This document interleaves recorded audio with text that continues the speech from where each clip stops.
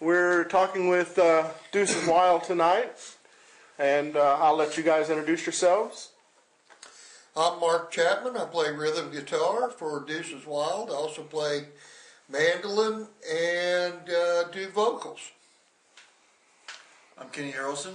I also do vocals. I play guitar and keyboards. Jim Garrett. I'm the deuce of the band. I play drums and sing lead and harmony. Now, Deuces Wild has been around for quite a while. We talked kind of off camera earlier. How long do you think you've been doing? I think it's probably been since 1975, give or take a few years. That's fantastic for that kind of longevity. I know I think I'm on my 5th generation. Incredible. Playing. Now, Kenny, how long have you been playing with Deuces Wild? Oh, I've been with Jim for about 7 years now. My last band was breaking up, but we hadn't broken up yet. And I hooked up with him for just a random gig.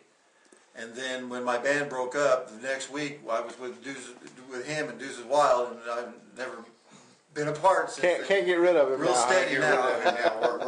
We're inseparable. Just kind of the way it is. Our voices blend pretty well, so we don't want to break that up.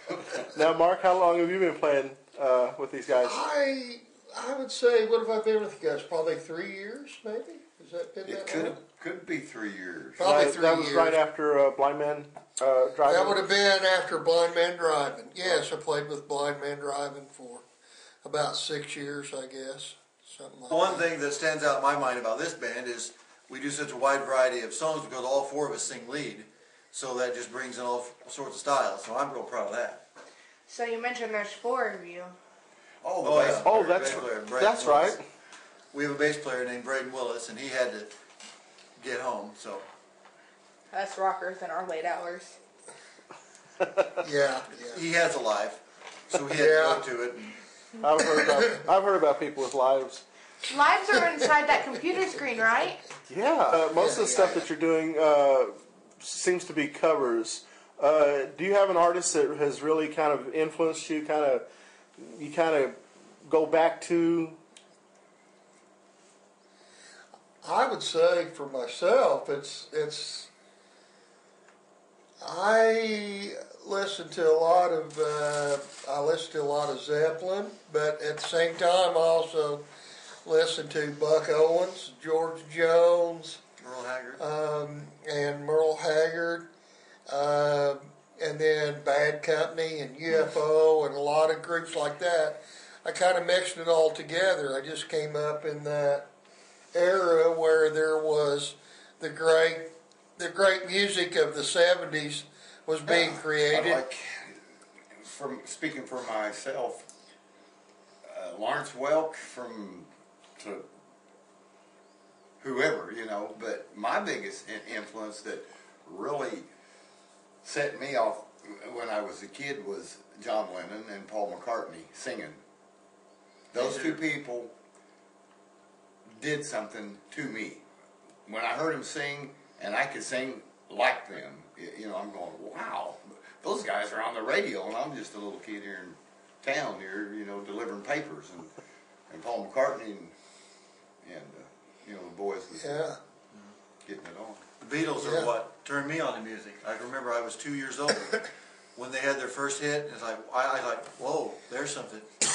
And I was like 2. It's like since then, it's like I've been into rock and roll. Now, did you aspire to be a singer, or did it make you want to be a bass player like Paul, guitar player like John, or did it? I just wanted to sing. Just wanted to sing. Mm-hmm.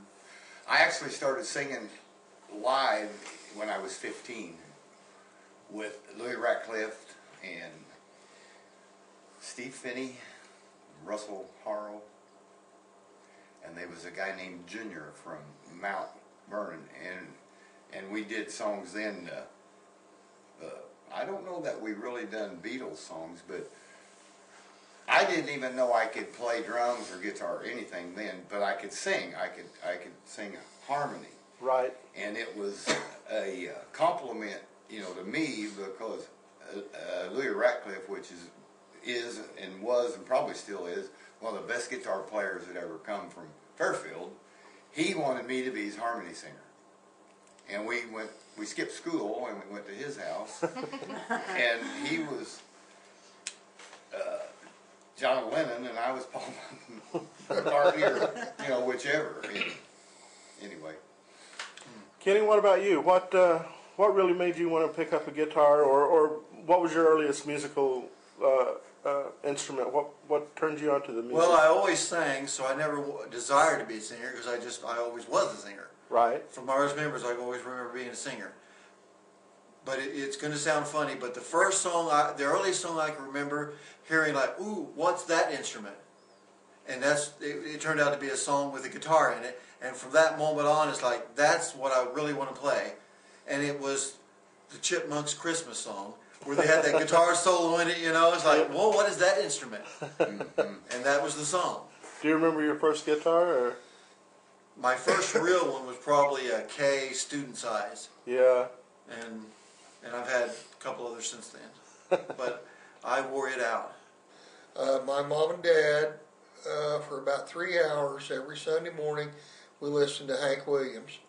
And so I grew up with Hank Williams songs burned into my brain, whether I wanted to know them or not. And actually what really got me wanting to play guitar was I saw Harlan Howard one time, who had written many songs, many hit songs. I saw Harlan Howard one time do, I don't recall the song, but he played 2 chords on the guitar on a flat top, and I was like, well, gee, I could at least do that. And so that's what got me started. And I always wanted to be a songwriter. I really never wanted to be any sort of performer of any kind. I just wanted to write songs, and so tried to, spent some time in Nashville, tried to be a songwriter in Nashville, and Really? I was never overly successful, but I was there, been there, done that. Jim actually did the demo for me, and that was recorded, and it was in Europe.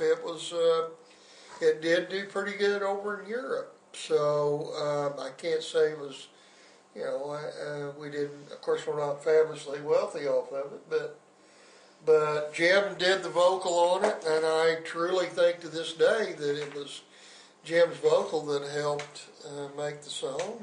And so, what was the name of the song? the song was called "Everything to Gain." It was one of those songs that, to me, learning lyrics to a song, some of them comes easy and some of them comes hard, and they can be, the easy lyrics may be hard to me, but that song there, I could sit there and I could sing you that song right now, the lyrics just come easy, and that's like what he was talking about. It helped sell, the song down in Nashville when Mark took it. Well, there's an acoustic guitar over here if you want to. Yeah, we can do it. Oh, it's right here. Sure. We'll get you on here playing something one way or another. Okay, yeah, there you go. I got one. I got a pick. You've been seeing someone else I've known for some time. I was gonna let you go. Now I can't remind you. I think of all the love that's left and all that we've been through. Everything's gained.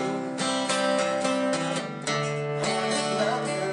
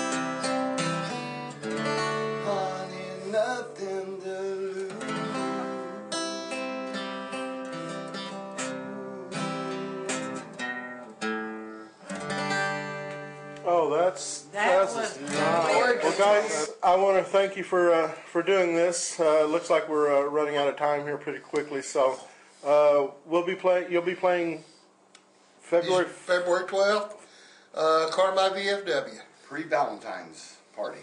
We'll see if we can't make it, and, Bring your Valentine. we'll definitely give you guys a plug. We want to thank again the members of Deuces Wild. Thank Cool. you, Roger.